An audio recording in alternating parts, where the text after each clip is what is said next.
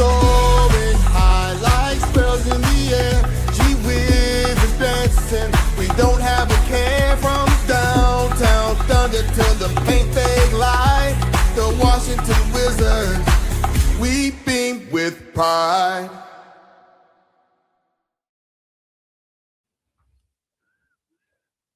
Welcome to the Wizards Pulse podcast. My name is Jeremy, aka Suge Knight Shyamalan, here with my boy Wanza. Wanza, how you doing? Good. What's good? I am feeling good, feeling great, excited because the future is here. I don't know what you heard before, but the future is here, landing in the form of my boy Anisette Dibansa Jr. I'm ready to get into it. Let's go. Oh man. We have a lot to talk about, especially since the last time we spoke. We had on NBA draft historian Matthew Maurer. Thank you once again to Matthew for shout out to Matt joining the podcast. If you have not listened to it, yes, it's going to sound a little dated. However, there's a lot of information in there, not just about this year's draft, but previous drafts. Make sure you check out episode 15 with Matthew Maurer. Since then, we've had the NBA draft and we've had Summer League. Yeah. So we'll get into that. Just want to remind you all to like and subscribe the podcast on YouTube. Yes. Search Wizards Pulse Podcast. Please. Hit the subscribe button, like our videos, and make sure you're up to date on all of our content. Also, follow us on all social media platforms at the Wizards Pulse and on Instagram, Twitter, which is formerly X, formerly known as Twitter, Threads, and Facebook. Yeah. We got a lot to get into in this week's episode. We're going to recap the NBA draft quickly. We're going to recap NBA Summer League. And then we do have a special guest, Randy Holcomb, former Fresno State, LA City College, San Diego State alum, NBA draft pick, and important for us, a Washington Wizards Summer League participant. We'll get into that. We will interview him about his basketball journey and about his experiences with the Washington Wizards Summer League team. Let's just get right into it. The draft happened. First pick, 5 minutes in, we found out who the Wizards drafted. Drafted AJ Dibansa. Going into it, Wanza. When they officially put the Wizards on the clock, what was your thoughts going into that? Were you confident it was going to be AJ? Were you confident that it might have been Darren Peterson? Or were you just not sure? Yeah. I was about 88% confident that it was going to be AJ, right? Just because that made the most sense for months. All this other stuff, this other chatter, Darren Peterson, all of that, he just had too many questions. And I know my boy, and I know you already know who I'm talking about because you know we're close. Me and Will Dawkins, we're on the same page, right? He wouldn't vary too much from just common sense. You see a well-rounded player who has the archetype of the kind of wing that is craved for in the NBA right now, who has a big personality, who's a good kid, a smart kid, who has already NBA tools. You have to get him. The questions about him were small, while the questions about DP, it was a long list. So it made the most sense to me. But I will tell you, I was watching it live like everybody else. And what I didn't know is that he said he wanted to go by his first name, right? And so, you know, what's on his all his NBA stuff is AJ, right? And so when the commissioner started off with the Washington Wizards, you know, have the big Ani set, I almost had a heart attack because I was like, is this some Euro I hadn't heard of before? I almost passed out. You know what I'm saying? Because I would have rather Darren or whatever. So that caught me off guard because I didn't know that's what he was going to do. But by the time it got to the rest of the name, I was locked in. So shout out to Dawkins for doing what it is you're supposed to do, not overthinking it, not second guessing like the Atlanta Hawks got carried away with that Zachary pick, and now he's gone after 2 years. But it's not a Hawk podcast. We're gonna let them sit in their own misery. I'm really hype about it. I think it was the right pick. I don't know. What were you? Where were you like? Were you leaning on the fence? How were you feeling about it? As I mentioned in the last episode, once I saw that the Wizards signed Trae Young to an extension, to me, I felt like, all right, it's going to be AJ. And even then, I still feel like, yes, we drafted him number 1. He's a safer pick for the team. However, you know, and we'll get into that in Summer League. There were some things like, man, that other guy looked kind of good too. He did. For a second, he did. Yep. And that other guy was Darren Peterson, who went second to the Utah Jazz. Third was Cam Boozer to the Memphis Grizzlies. Fourth, Caleb Wilson from North Carolina to the Bulls. And I'm not going to lie, after that, I stopped paying attention because we got our guy. Exactly. Facts. Man, it just feels good because it feels like he's the cherry on top of what it is that we're building. Like, it's just a perfect scenario. We tanked like dogs this past year. And it was a masterclass in tanking, like we said, forget any semblance of shame. It don't matter if y'all call us out. As soon as a rookie is playing well, we will pull him. 18 years old, we are pulling you if you're putting up too many buckets. It was wild to see, but wasn't it all worth it in the end? You know what I'm saying? Like, wasn't it all worth it? It has to be. So I'm excited. It was the right pick. Don't overthink it. You know what I'm saying? But you're right. As we start talking about Summer League, because I still believe Silver hates us and insists on pushing our Summer League start point later than other teams. We saw Darren Peterson show out for 2 to 3 games before we touched the court, and he was balling. I can't lie. Now, listen, I'm not a DP hater. I'm not.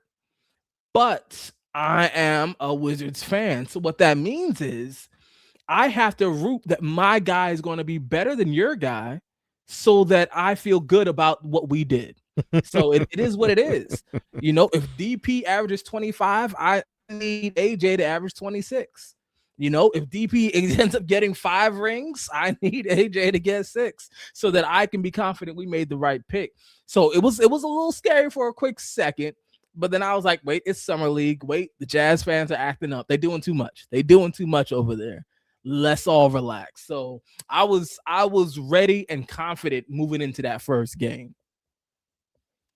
Yes, the Wizards had their Summer League debut versus the Utah Jazz. So we saw number 1 pick versus number 2 pick. And I must say, when they both were on the court, as a fan, it was exciting.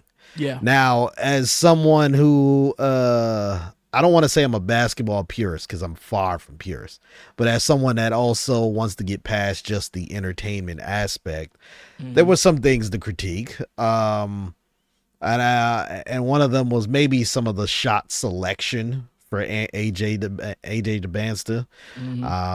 Yes, I did like his aggressive nature going to the basket, but there was some times where I was like, shot selection a little off. But what I did like is, at least for the Summer League, there was a commitment to on-ball defense from him. I did like that. I did like his willingness to try and pick up the ball handler, and try and play passing lanes. That was exciting. He ended up having, and I believe it was 25 points was his, 25 points was his average over the 2 Summer League games. We'll get into that a little bit later. Ended up with 25 points, and I had it here, my apologies, 25.7 rebounds, 2 assists. Yeah. Look, I know it's Summer League, but hey, if that is, let's say his NBA let's say the prime of his NBA stint with the Washington Wizards is 25-7. Man, I'm gonna be pretty happy about that. That's a good player. That's a good I'm player. gonna be pretty happy about that. But AJ DeBanston wasn't the only person who played well for Summer League. Will Riley. Yes, sir. Will Riley, after I believe it was game 1, had 6 points. He came back out with, what was it, 32 the next game? Yeah, it was a dirty ball, yep. And an efficient 32, a dominant 32, an impactful 32 for Will Riley. Also, Trey Johnson played well game 1. Felix Okpara was a presence on defense. That was something that I definitely liked. What were some other things that you liked about the Summer League roster? Let me tell you, Jameer Watkins. He's getting nicknames now. Let me tell you what I've heard. Nightmare is what I've heard some people calling him. I've also heard, well, man, I wish I could take credit for these, but I heard some people, one that I like personally, they're calling him Double Team. And they're calling Jameer Watkins Double Team because when he was out there, he was haunting Darren Peterson. I don't know what it was about Summer League, what it was about this matchup. I don't know if the coach told him, hey, put a battery in your back because we're going to make sure you don't like this guy. He was D'ing him up. It was amazing to see, and it's showing more and more of the potential of this second round pick. So I was super excited to see him. But I'll tell you, like, in general, real quick, what I look for in Summer League, it's less about the points and more so about the mindset, the effort, the sort of personality in terms of, like, are you looking for contact? Are you avoiding contact? I'm looking for shot selection. I'm looking more so for, what do you like when you're on the bench? Are you looking for teammates? Like those types of things, I think, weigh a little heavier in Summer League. And I was really happy with some of what I saw. Will started off rough, but Will Riley is one of the craftiest rookies I've ever seen in terms of his ability to get to the hole with a variety of moves. Like, it is comfortable for him to be out there on an island and work his way inside. Now, he don't ever dunk on nobody. I wish he would use his length to get up, but he is super crafty. So I loved seeing those two. And of course, like you already mentioned, Trey Johnson. Listen, we're going to have to start having some real conversations about Trey. If the Trey in Summer League is similar to what we see in the regular season, he is a shooter's shooter. That boy knows how to shoot the rock, and he's diversifying his game, getting more moves, being able to be more of a threat to drive. I'm telling you, there's something dangerous that's going on with Trey Johnson. So we have a lot to look forward to. Not to mention, of course, AJ just looking like the star. I'm trying to figure out where to get the tattoo. That's where I'm trying to figure out. Like, where's the most reasonable and respectful place to get a tattoo of another grown man on your body? I'm trying to determine that. I'm going to ask my wife what would make her feel comfortable, because something has to happen. If this is who we're going to see, tats have to happen, because I'm ready for it. I'm ready for this team to take the next level. Let me get to something that I didn't necessarily like about Summer League, though. And it's not necessarily on the players themselves, but they may have some blame to it, but definitely most of my blame is toward the front office. The shutting down of AJ DeBanston after 2 games, and I believe Will Riley was shut down too after 2 games. He was. Trey after 1. I think. Yeah, Trey only played 1 game, first game. We don't have a lot of experience with winning.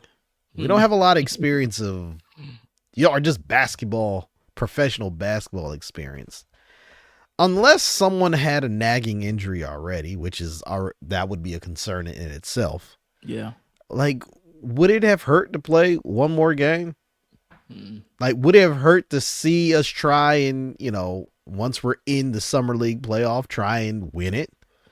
And that's something I didn't like, especially since most of these guys haven't played basketball since the month of March anyway, March and April. Right. Trey Johnson was out well before the regular season ended. Yeah. BYU got eliminated the first weekend of the NCAA tournament, which which starts in March, I believe. Mm-hmm. Yeah, March. So, look, I know you can get hurt at any point playing a sport, Right? but we're playing a sport. Like that's just something that can happen. Like, you know, I didn't like how they shut them down after 2 games. Now they may feel like, oh, we saw enough. No, I don't think anything's enough for any of these rookies because who knows? Maybe that 3rd game it would have been a team that was really hungry or a defender that's going to be comparable to someone you're going to see in the league. Yeah. And now they're shutting you down and you look different. Like I want him, and not just him, any of the young guys to just experience the ups and downs. Right. You know, of being a professional basketball player. Yeah. In an environment where at the end of the day it doesn't count, but at least you get that experience. Did you have a problem with the Wizards shutting not just AJ but Will Riley and Trey Johnson down early in the summer league? You know, if I'm being honest, I didn't have a problem with it only because I knew it was coming. The chances of AJ playing the entire summer league were close to 0. It just wasn't going to happen.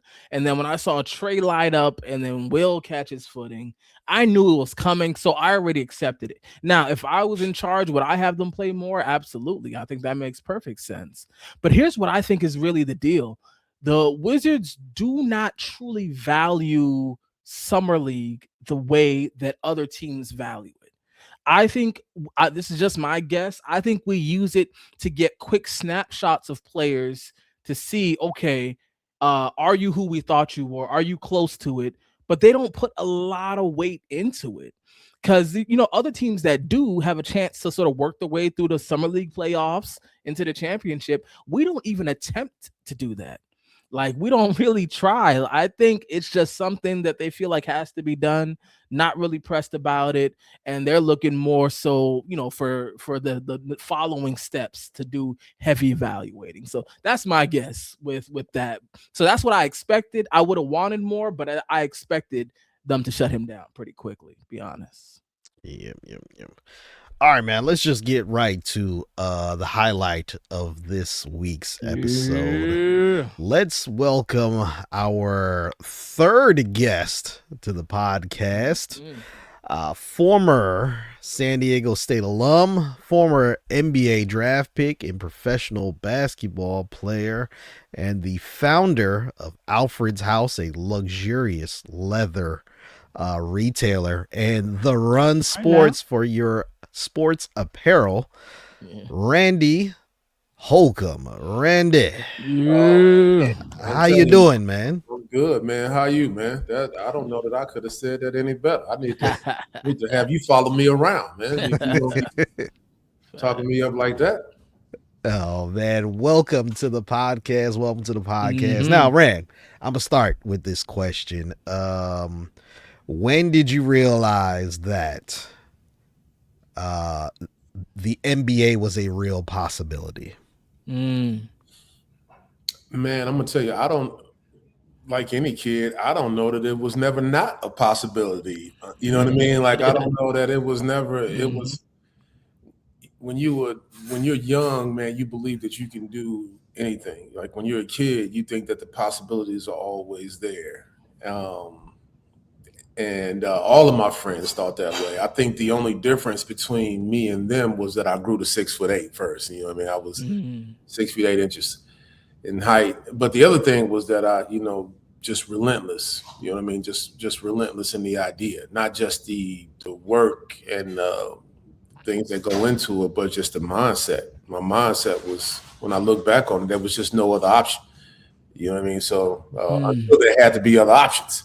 You know what I'm saying? So Facts. That was more of, I guess, my journey, or at least my thought process. Suge, you know me very well, man. I think you know that I am, when I believe something, I believe it through and through. So, and I don't necessarily waver. So this certainly wasn't something that I was going to work on. Sure enough. Now, you were drafted in the 2nd round in 2002. On draft day, please tell us your draft day experience. How did that go for you? Yeah. Oh man. It was probably one of the most devastating days of my life. It sucked, to be honest with you. And I think that if you don't, I think it sucks for most players that don't go like in the top 5.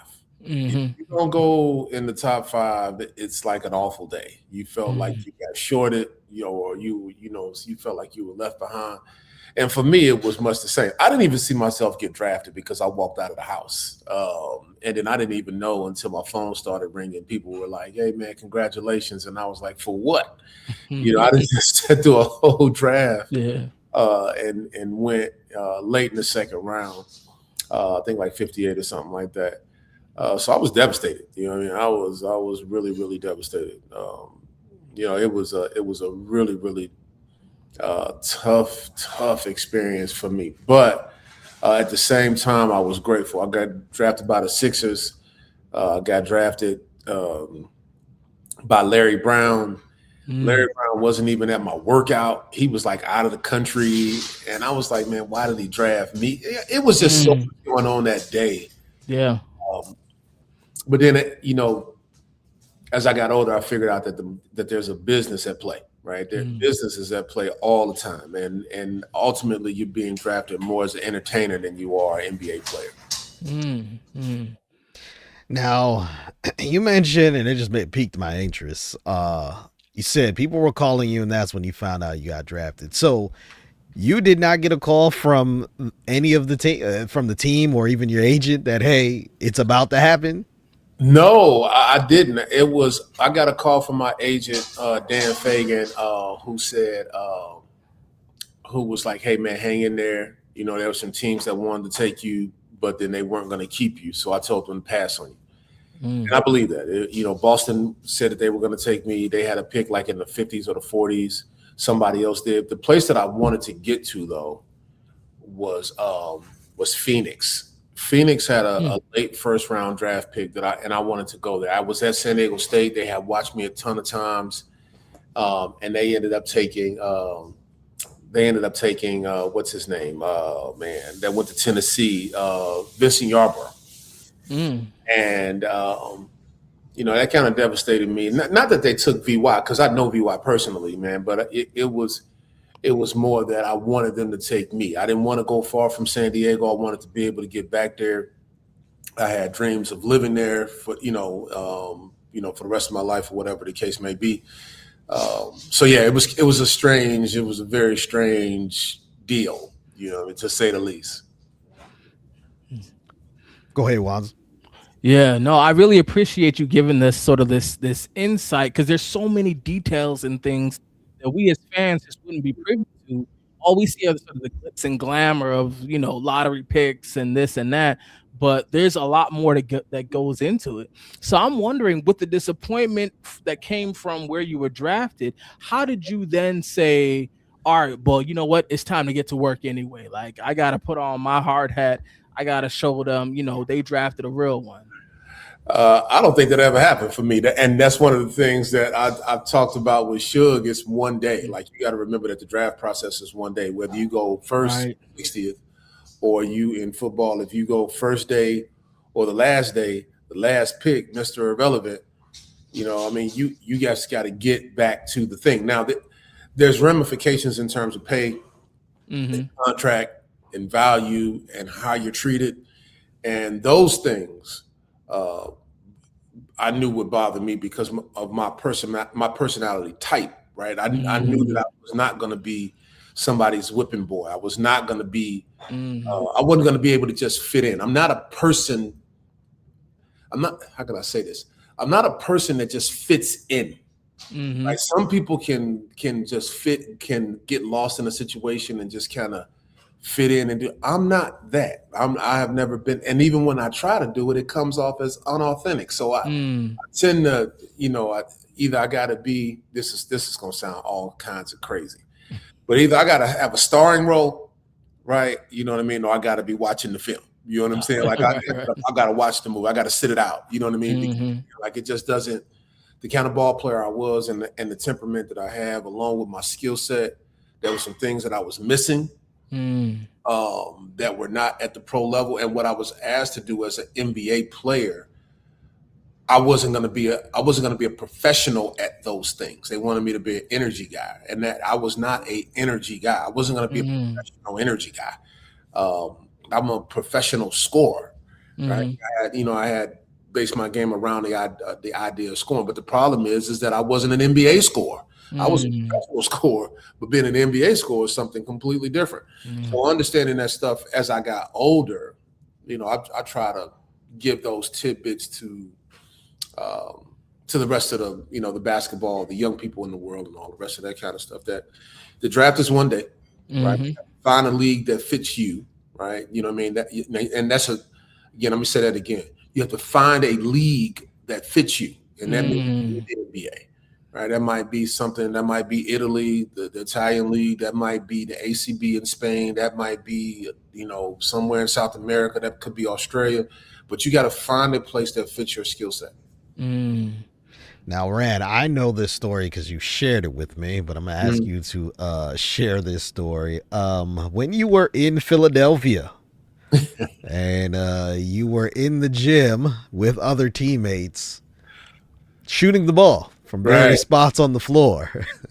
What were you told by one of your assistant coaches? Oh man. So we were getting ready for our workout, right? With the for the Philadelphia 76ers. Like I said, Larry Brown was not there. He was like, I think they were a USA team in it or something. He was doing something overseas. And he had Randy Ayers, his assistant coach, run the practice or run the workout. Let me say that. So we were all in there. They sent us in there. You get dressed at the bottom, and the 76ers is like the cheapest franchise ever. So they had like we were like working out at a medical facility. They had the locker room, and we came up with our stuff on, and we were just shooting the ball. Randy Ayers came through the front door with this sort of narcissistic walked up to all of us and called for the balls and shoved all of them underneath his arms and was like, "What are y'all doing?" I mean, we shooting the ball, man. Right. We didn't say anything, but I know I was thinking, man, we just shooting the ball. He was like, "No, man, y'all don't get to shoot the ball around here. We got a little fella. We got a little fella here that shoots all the ball," talking about Allen Iverson. We got a little fella that shoots all the balls around here. That's funny. I'm not gonna make this team. They're trying to shoot the ball. And at that moment, I was like, I'm never gonna play here. You know what I mean? I'm just not gonna play here. It's never gonna work. You know what I mean? We went through a complete workout of literally us just kind of running through walls and doing like mundane things, like stuff that you would never actually even do in a basketball game, man. Like it was crazy, like that workout. And I felt like, man, this is the worst workout that I've had. Like this is literally the worst one that I had. I couldn't wait to leave Philadelphia, man. That's crazy. And get back west. But yeah, he sure in the hell did say that, man. He was like, man, what you doing? And the expression on his face was like, he was confused. Yeah, like it was almost like we was like defensive linemen out there, you know what I mean, running routes or something. You know right. Like that. Like, you know what I mean? Like, are y'all serious? Right. How dare you shoot the ball? How dare you in a basketball gym shoot the basketball? Are you insane? So yeah, that was that, man. Randy Ayers was a character. I didn't even know how to receive him. You know what I mean? He was a real character, man. No, but it was, again, I don't want to disparage him, but it was it was just a very weird situation with the Philadelphia 76ers. Shout out to Larry Brown for drafting. I appreciate you, Larry Brown. Coach Brown was very, very, very, very influential in the game of basketball. Now, during your stint with the 76ers, how long were you there? And then when it came to actually being your game day experience with the team, how did that go? It didn't go. If you remember, I was they kept my rights, so they sent me over to Poland, right? They Okay. said, we wanted to keep your rights, and then we're going to send you to Poland. And what happened is that the next year they brought me back into summer league with them, and Larry Brown quit, right? And then Randy Ayers took over, and I was like, oh, Yeah. this for sure ain't gonna work. You know what I mean? And then they traded my rights to Atlanta. And when I got traded to Atlanta, I was there for a little bit, and then Abina Akizi tore his knee up, and I had guaranteed money, but they did not want to cut him hurt, so they cut me until they get healthy, and that was kind of the end of that. From there, what was the next stop in your basketball career? Oh my God, man! Then I took a world tour. After that, I was on a world tour. After that, I was from Greece. Let me see. I went to Greece. I went to Poland first, Greece next. I think Spain after that, Venezuela.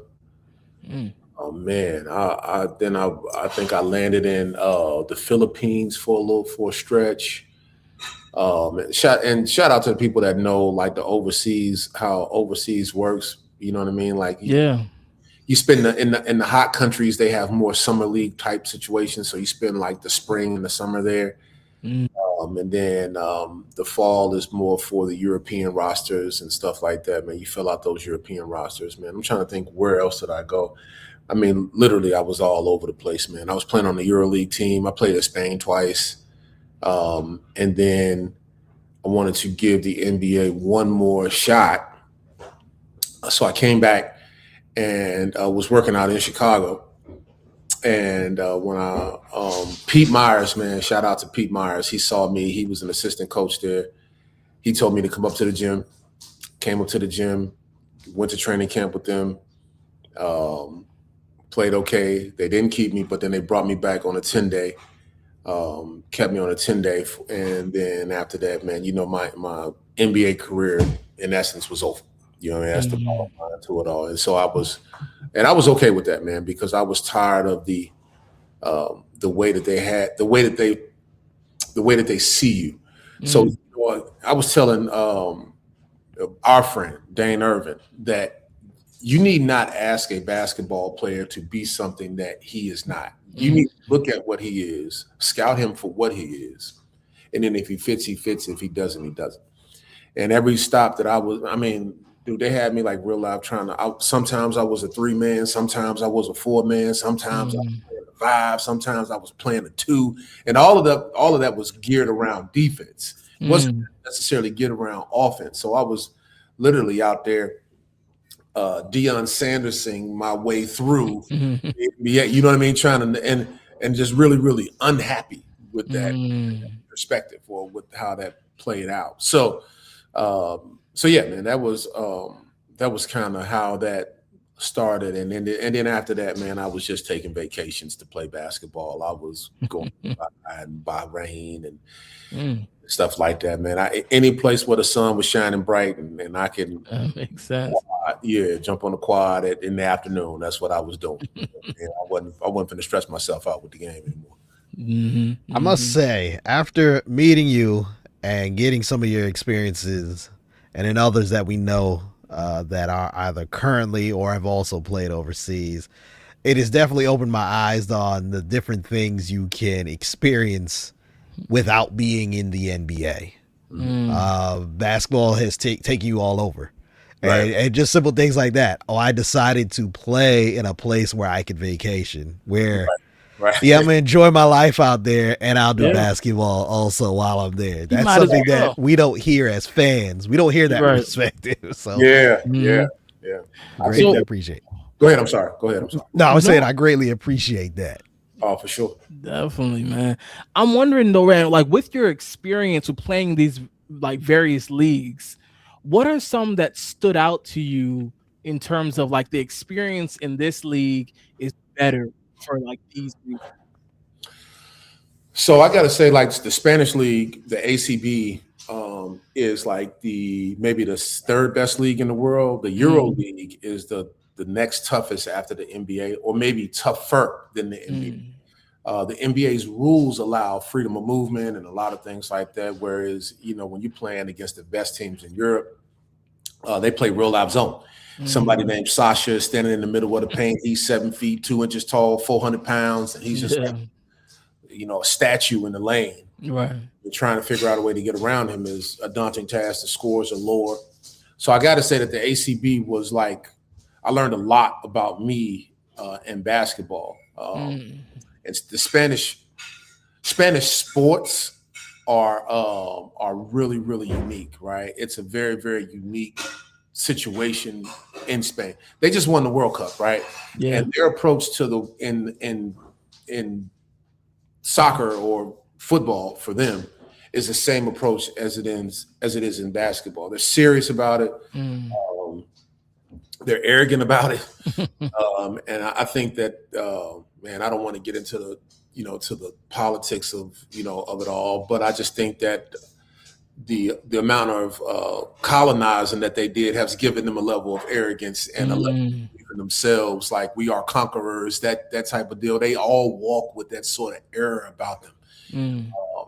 So yeah, that Spanish league was the first league and the second league were both pretty tough. Where else would I say? That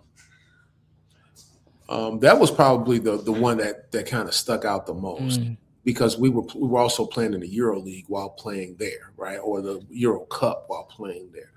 So it was that league, I think, just showed me a lot about me and who I am.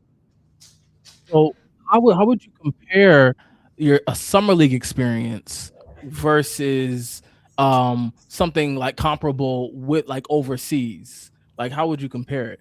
It's just no comparison at all. You show up about 5 days before. You don't know anybody. Everybody is trying to make that particular team. There's almost no spots available in most of these situations. Literally, like the roster's full. They don't even have room in some situations for their second round draft picks. And here it is, we're on that team trying to dream the idea. And again, like, once I'm more of a realist, right? I'm looking at the roster, and the team is, use Washington for an example, man.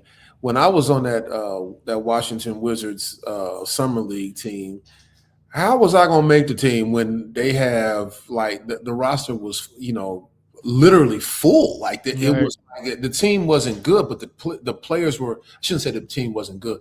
The team was extremely talented when I was coming up. There was a lot of talent, but the lead dog was crazy, right? The guy that was leading the team was insane. You know what I mean? And still it. You know what I mean? So, but they had multiple guys on that roster that could hoop. And then looking at who they drafted at the time, I forget who it was that they drafted, but they drafted somebody, and we're trying to figure out how that's going to play out, and you go out there and you don't know each other. Everybody's trying to shoot. Nobody's passing.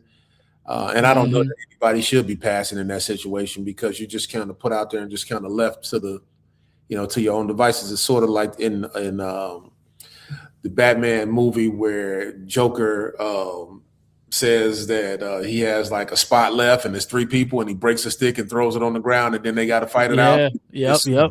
You know what I mean? Like, that's how I feel. And again, my personality type, like Suge knows me very well. My personality type does not deal well in situations where you're pitting me against somebody else. Right. I'm really a fighter, but don't pit me against somebody else and me to persuade you to love me. That is not who I am in no way, shape, or form. You know what I'm saying? As a youngster dating, or as a basketball player coming up, or even in life now, I'll stay out of the way before I get in the way in situations like that. Let's go down memory lane now. Yeah, let's do it. Did a Google search here. 2005, you were playing for the Washington Wizards in the Reebok Vegas Summer League.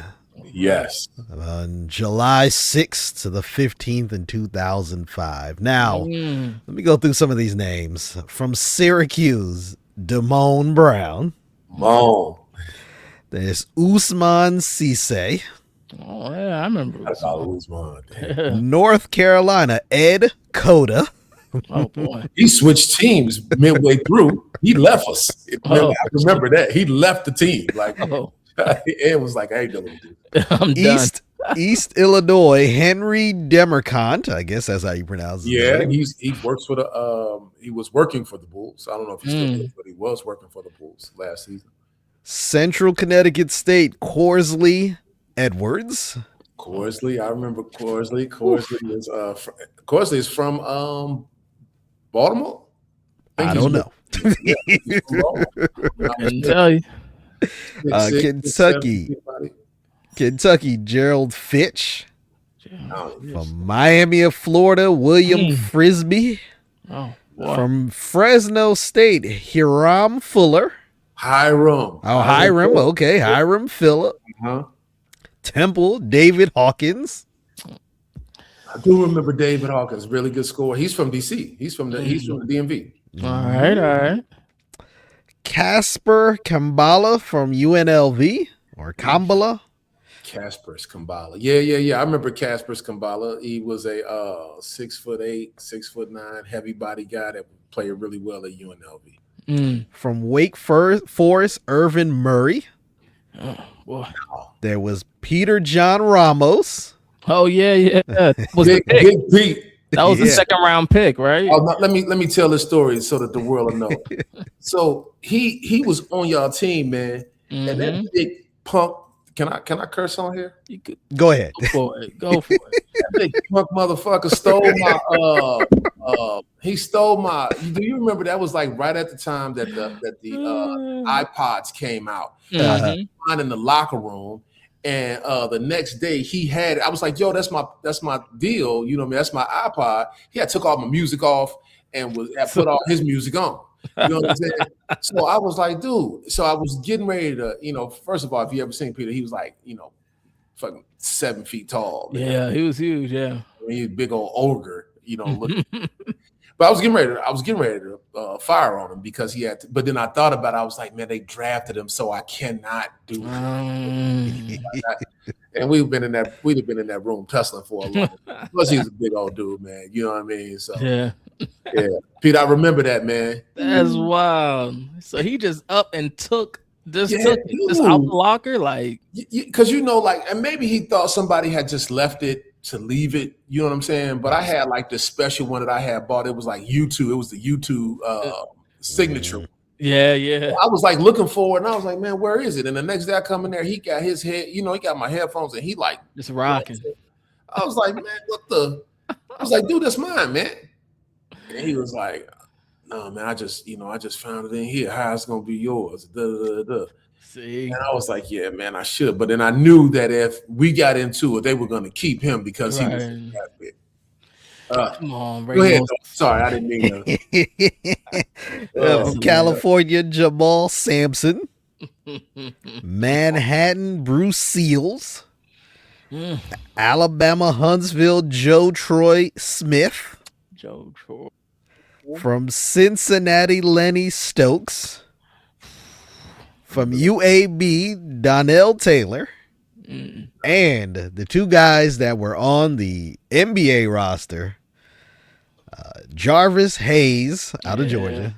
Jarvis. And Andre Bloch from, I think he went to South Kent Prep, I believe, out of high school. That's what it was. And when Andre Bloch being there, I knew first Drake could play, but I also knew that they were trying to build that team around him, that summer league team, to give him. Yeah. Jarvis, you didn't really have to build around because Jarvis was primary catch and shoot guy. Right, shooter. They were trying to figure out how they were going to use Andre. He was still young. I think he had come out of high school. Yep. He was 18. Yeah, he was literally 18 years old. And today he goodness, he looks like he ate Andre Bloch today. But he was but he can play. You know what I mean? There's no question about it. He had promise. So yeah, man, I do remember that, man, and that's why I was like, dude, there's no way. What am I doing here? And I think that's what Ed Cota was. He had gotten upset about that too because they were like playing Hammer Cant and all these other guys, and that's Ed Cota, man. Like Ed Cota is like literally one of the best passers in college history, maybe one of the best passers in terms of just ability to pass. Maybe one of the best passers that the game has ever seen. You know what I mean? He's definitely in the top 20 of those guys. Now let's get into your time with the Washington Wizards Summer League. Yeah. First of all, do you get a call from your agent? Do you get a call from your team? How do you get an invitation for the fans and the listeners? How do you get an invitation? How does that look like when coming to get that invitation for the Summer League team? Okay, so there's two ways. So there's you got drafted by the team, so you're going to be on the Summer League team. You know, that's just kind of what it is. But then the other way is that you're trying to find a way to get in Summer League to play, right? And then so your agent calls around to see if they will take you, you know, and have you play on one of the teams. That's what happened to me with that Wizard situation. Dude, it was such a blur. I was just so happy to be on a Summer League team, but then unhappy all at the same time. Like, man, how am I gonna make this team? You think because you're on that Summer League team that you're gonna get an opportunity to make that team, and I was not gonna get that opportunity. That just wasn't. You know what I'm saying? So yeah, that was that. When it comes to how does it go? Do you did you fly into the city, work out with the team here locally before heading out to Vegas? Yeah. Okay. So we all flew you fly into where the team is. We flew into Washington. I think that happened to DC maybe one time before that. Boy, I had a ball. Boy, I'm talking about DC is fun. Boy, DC is a fun town. But flew in. Kind of got right to work. You know, I think we were working out maybe like twice a day at the time to try to, you know, put in some offense. And, you know, for the assistant coaches who don't get a chance to coach normally, this is their time to holler and scream because they can't do that with the actual guys on the team. Right. So they end up beating up on, you know, or trying to beat up on guys, the guys that are coming through. And I think it's a rite of passage. There's nothing wrong with that. They're trying to get their chops figured out. And then, you know, you got guys that are trying to make the team. I do remember like going into the training room and asking for some help. It was like, nah, get a foam roller. Yeah, I do remember that being in DC. Wow. I'll get a foam roller. And I was like, man, you know what I mean? But yeah, that was the experience there, man. So it was, we came in town and I think we jumped on a plane like that I think we might even practiced up until it was time to fly. I think we went from like the gym to the airport to Vegas. And once you get to Vegas, man, I mean, it's pretty relaxed. You play once every other day, thereabout. You know what I'm saying? And so it's a pretty relaxed atmosphere, man. Until you have to play, you play, and that's, you know, it's kind of that. So yeah, that was my experience. Now, once you're in Vegas, what are some of the, I guess, pitfalls that affect some of these young guys in Summer League? I think that the idea of doing something that you've never done before. Guys get there, and then all of a sudden they become 3-point shooters. And in college, they made 6 over the 4 years that they were in school, or the 1 year. You know what I mean? Like that kind of stuff. I think getting rest is another big one. You in Vegas, and even if you spend time, there's a balance between staying in your room all day, which is awful for you, and staying out all night, which is for you. You know what I mean? Like you got to figure out. You got to figure out how to operate as a normal human being, right? And staying fresh mentally is the last one. If you had an awful game, or if they didn't play, you got to figure out a way to stay in tune so that when you do get your opportunity, that you shine. You know what I mean? But if you internalize the idea of you not playing, then you can forget about it. You know what I mean? You're gonna be you kind of cook. But I also think that if you're going to make the team, you're going to make the team anyway.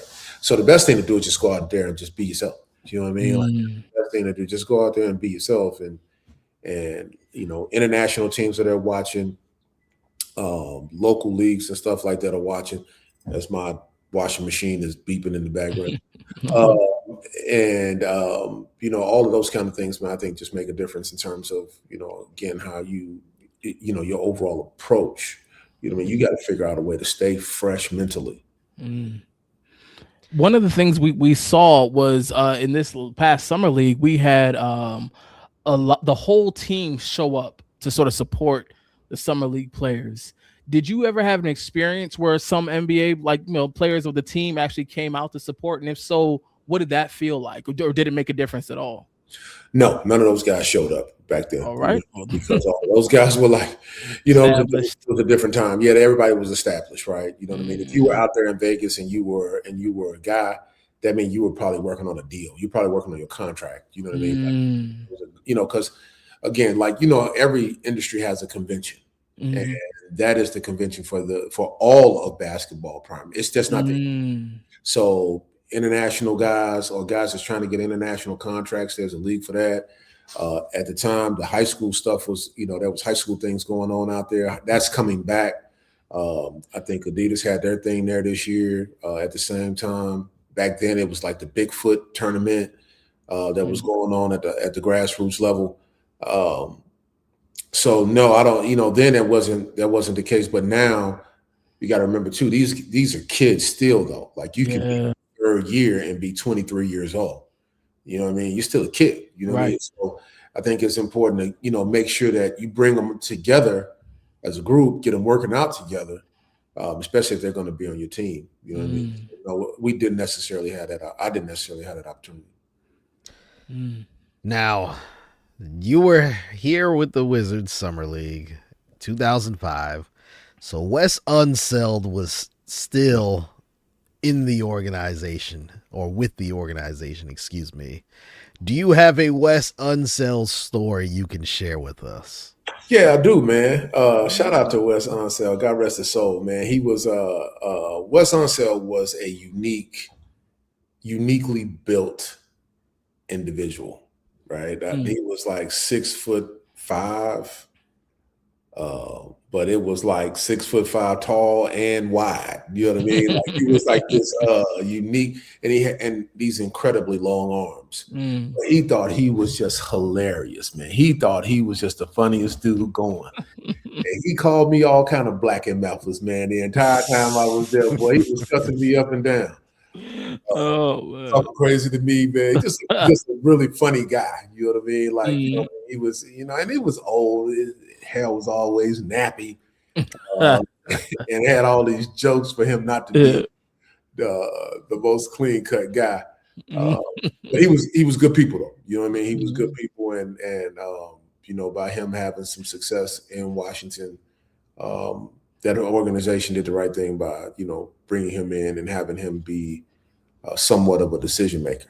Just think he got caught up in a situation where him and Michael Jordan were fighting over who was going to be making the decisions, right? What they should be doing. But yeah, man, he was. He called me all kind of black and apples, man. The entire time I was there, man. You know what I mean? Like he was extremely, extremely funny. Now, a couple more questions for you, and actually, we're gonna transition from your experience with Summer League to the modern NBA game, and this topic is close to home for us. We know AJ DeBanston was drafted number 1 overall, but who did you think the Wizards should have drafted number 1 overall? Okay, so man, because I was listening to Wanza, man, he was really, when he was talking about getting a tattoo of AJ. Yeah, man, you know what I mean? But I was actually hoping that they would take Darren Peterson. My heart was saying that the best player for them to take was probably, well, not my heart, my mind, my basketball mind said the best player for them to draft is Caleb Wilson. I thought that he was the most dynamic in the draft and the most game changing. You know what I mean? Like that, he can change the course of a franchise. I don't believe that everybody can do that. I don't believe that every player has the ability to change the fortunes of a franchise. He can do that. Darren Peterson, I felt like just based on what the group had and what they were doing, I thought that he fit the organization. I didn't believe that that they needed AJ DeBanza, and I still don't, because I think he causes a log jam. And you have four of the guys in that locker room that do all of the same. You guys, what you guys are talking about earlier, you guys got a locker room full of guys that can do exactly what he does. He just happens to be the flavor of the day. You know what I mean? So if you put them all on an even playing field, in my opinion, he would not come out on top every day. He would not be just better than Will Riley every day. He would not just be better than Keyshawn George just every day. It just wouldn't happen. All of those guys are around the same age. All of them have pretty much the same skill set. He just happens, in my opinion, he just happens to be the flavor of the day. And if they decide to build around him, they can. But I also think that they could have built the same way around Will Riley and probably got the same thing. So no, I thought that either Darren Peterson or Caleb Wilson should have been the player that they drafted. Yep. All right, before we end the show, let's just get into some current NBA situations going on. LeBron James. LeBron James has been the topic of conversation for now 23 years at this point, and he is a free agent, and it almost seems like it's a LeBron watch. Now, let me say this. I personally think LeBron James is contemplating retirement, and that's why it's taking some time for him to make a decision.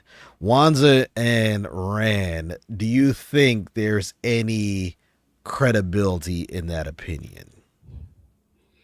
I'll jump in just real quick. No, I don't believe that, for one reason, and that is LeBron likes a show and he likes some attention. And if he dips out now, he doesn't get his farewell tour. And I think he loves and needs a farewell tour. So I think he's going to be with a team at least for a year. How effective, I'm not sure. I've heard a lot of Wizards fans talking about wanting LeBron here. I like LeBron, but for the first time in his career, I don't think he would help us in the way that we need help this year.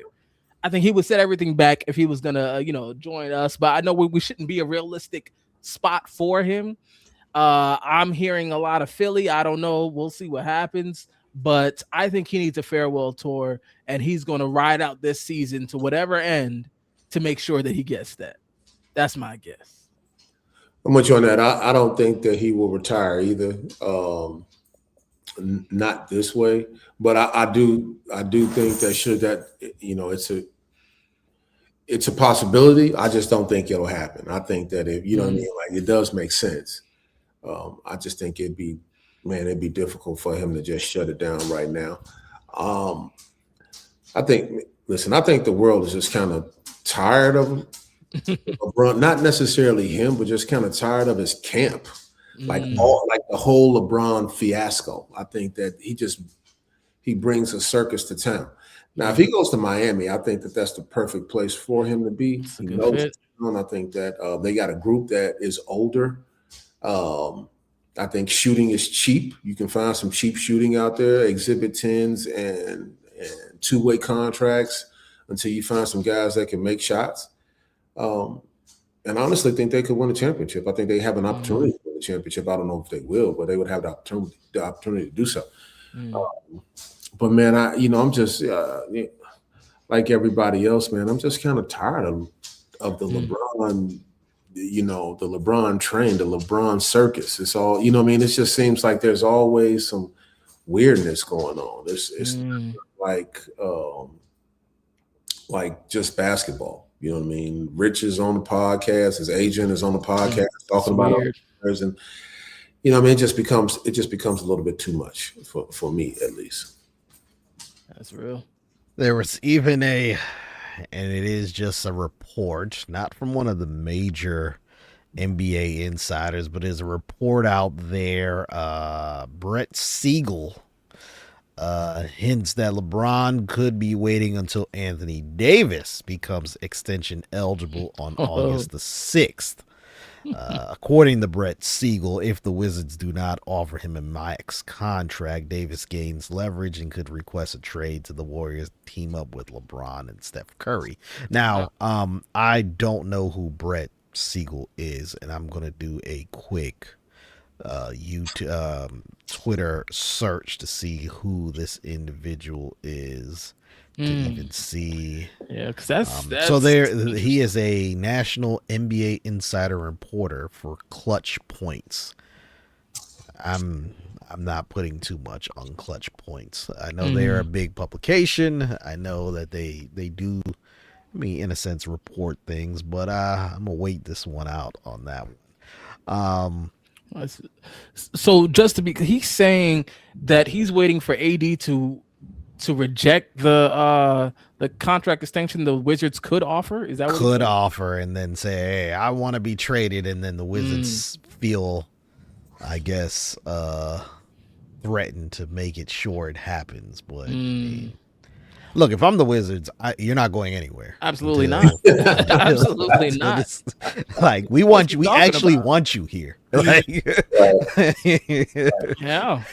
Like, I want to see some serious rotations with AD and Sar on the floor together. I want to see that. I want to have a team that actually plays defense for once. Right. In the 21st century, as a Wizards fan, I cannot remember a team outside of a year and a half, maybe with Randy Whitman, where the team actually focused on defense. And I think we need those two guys on the floor playing well to actually help us win some games early. And then look, maybe if we start getting January or even February and you still don't want to be here, okay. Yeah. But man, you going to be starting this year with us. You going to be I mean, I think if you want to max, well, first of all, I think that the max deal from anybody at this point is kind of crazy. It's not like Golden State is going to give him a max deal. Definitely not. Yeah. So, if you do a sign and trade, he can get traded. There just ain't gonna be a sign piece to that. You know, he's traded over there. So but I'm not quite sure that Golden State for LeBron or him would make a whole lot of sense because they didn't even accept KD. So why in the hell would they accept him? It doesn't make any sense. At least in my opinion. I just don't think that there's no reason for those guys to go there. I think that it would be better for them. If he wants to go someplace, go down to Miami and have all of the bigs down there and just kind of figure it out. You know what I mean? They can just do something that's a little weird looking and maybe play Giannis at some three. We're seeing that he's dribbling the ball up the floor, put LeBron out there at least at their big team. I mean, really got nothing else to lose. But I just don't see, I don't see LeBron making a decision based on what certainly what AD happens with AD. I don't know if that's necessarily a driving point or factor, you know what I mean? Yeah.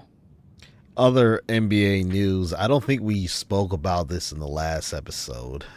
Jaylen Brown was traded from the Boston Celtics to the Philadelphia 76ers in exchange for Paul George. Randy Holcomb, and this is such a cliche question to ask, but I'm going to ask it anyway. Are the 76ers a true contender in the East now that they have Jaylen Brown on the team? Go ahead, Ryan. I think it all depends on big fella. I think if Joel Embiid is healthy, then yeah. But if he's not, no. I don't care which guard they bring in. When he plays, he's going to shoot the ball more than anybody else, or he's going to get in your face and be threatening to beat you up. And, you know what I mean? Like I don't think he's going to take a back seat to anybody on that roster, nor should it, because I think he's. I love Joel Embiid. He's an extraordinary talent. Mm-hmm. I know that Suge loves him too. And but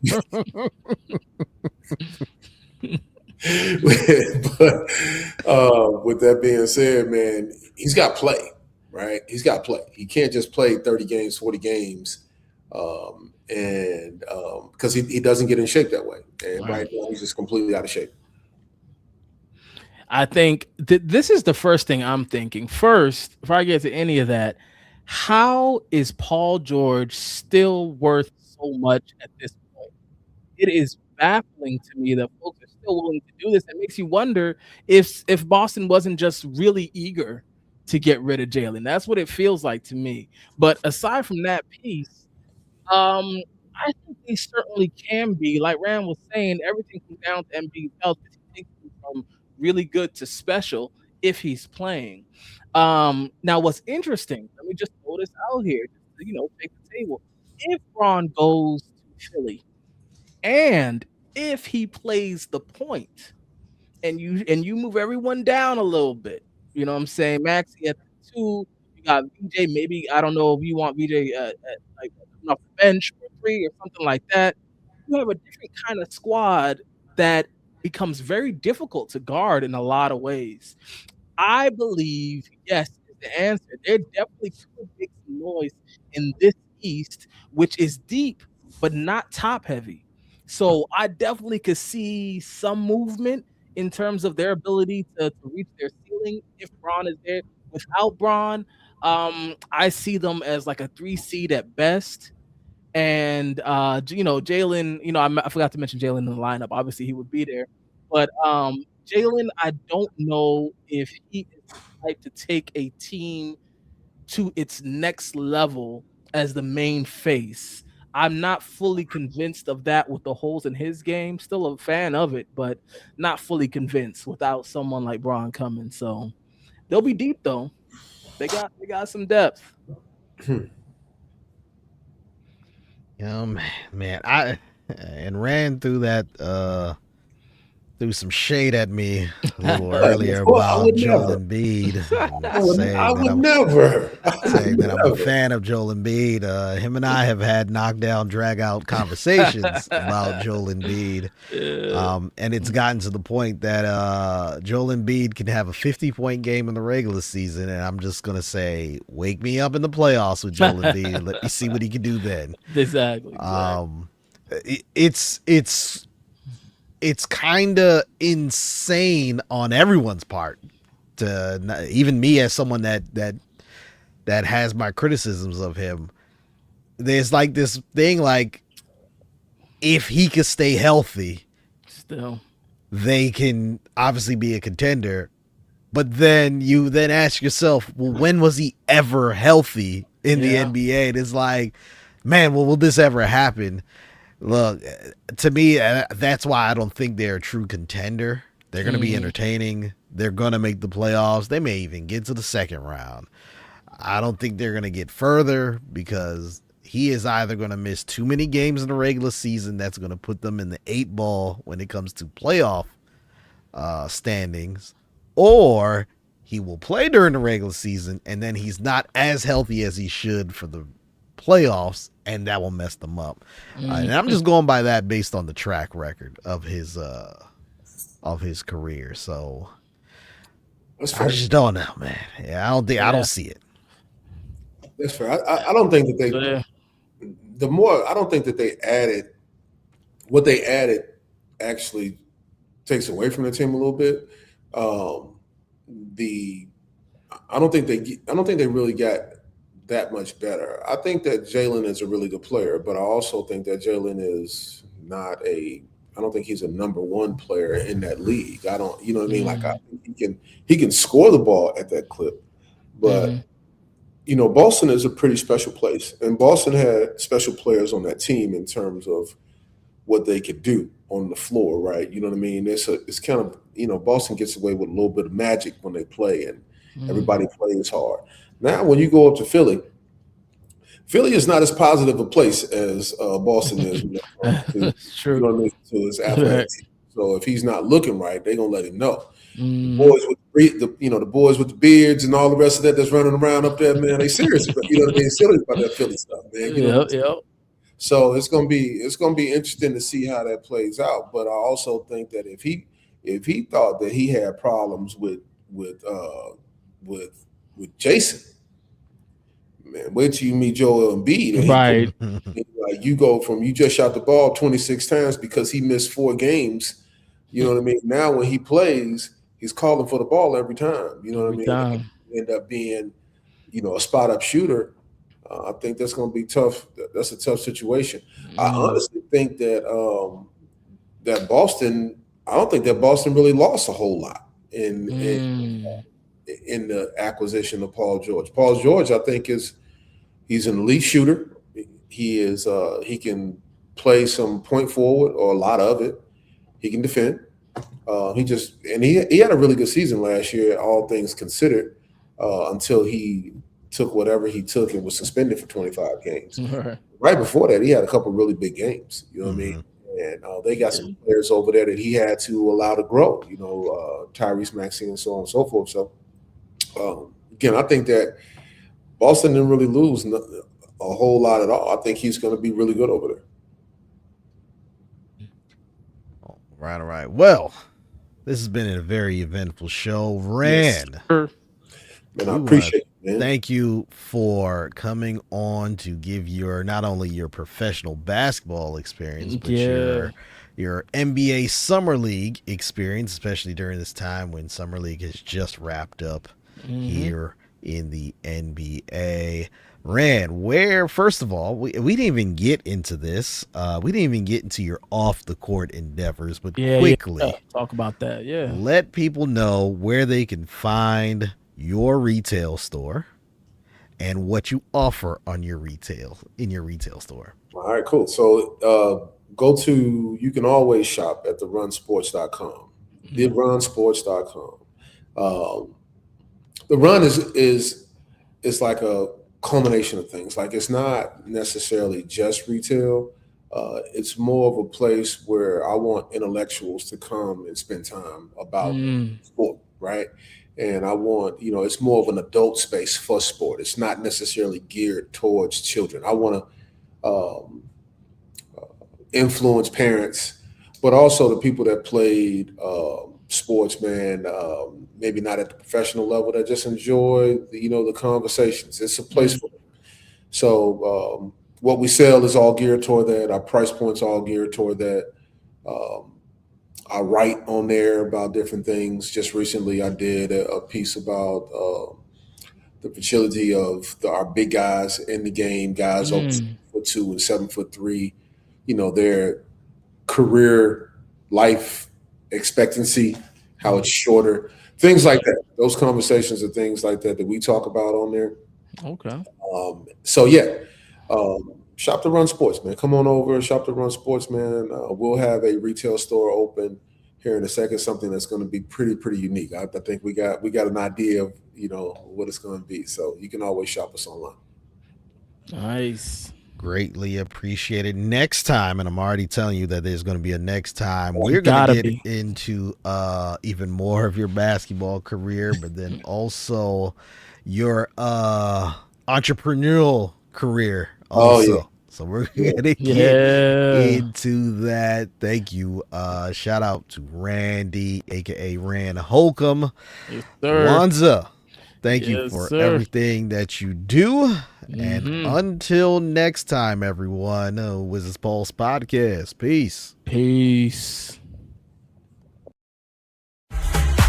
We're soaring high like sparrows in the air. Gee whiz is dancing. We don't have a care from downtown Thunder to the paint they light. The Washington Wizards, we beam with pride.